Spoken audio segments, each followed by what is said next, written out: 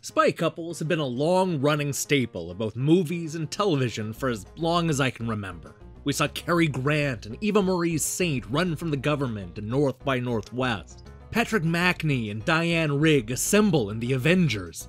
And even Arnold Schwarzenegger eventually teamed up with Jamie Lee Curtis in True Lies. But when it comes to video games, spycraft tends to be a single man's game.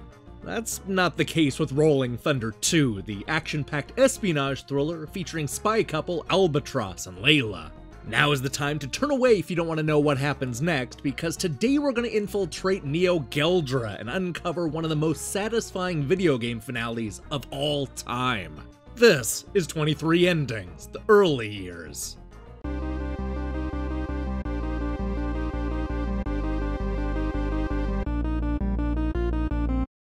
Before we talk about Rolling Thunder 2, we need to go back to the influential Namco game that started it all. The original Rolling Thunder was a simple game starring a guy with superhuman jumping skills infiltrating the enemy base in order to rescue a missing female agent named Leila Blitz. The game ends with Albatross defeating the evil terrorist organization known as Geldra and saving Leila from certain doom. Apparently the mission was a success in more ways than one, because Rolling Thunder 2 picks up with the two spies partnered up and ready for the next mission. The good news for them, and bad news for pretty much everybody else, is that Geldra has returned under a new name, Neo-Geldra, and it has a diabolical plot to destroy a bunch of communication satellites and plunge the world into chaos. But don't worry, because gaming's best spy couple is on the case. Rolling Thunder 2 kicks off with Albatross and Leila sailing into Miami Beach to investigate a suspicious arms dealer at a swanky estate. They crash a party filled with tyrants and warlords, only to discover that there's a secret underground base that is turned into a bio-research center with androids that are being created from ocean vertebrates.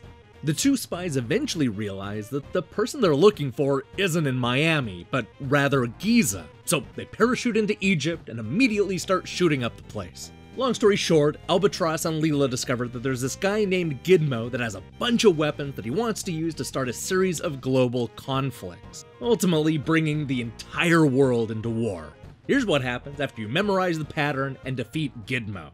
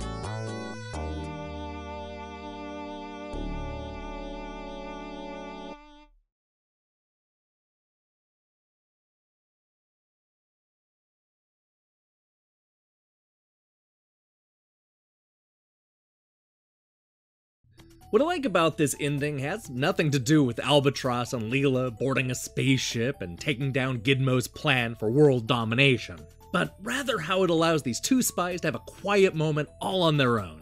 It reminds us that the core of this game is about the relationship between two of the WCPO's best agents. It's the sort of ending that makes you just want to root for these two to drive away from the spy game forever and spend the rest of their life in some safe and secure undisclosed location. And believe it or not, that's pretty much what happens. Instead of bringing the spy couple back for Rolling Thunder 3, Namco introduced a terrible new character named Jay that single-handedly ruined the franchise. Now, getting back to the ending at hand, you may have noticed that we're given a password to open up a more challenging second quest.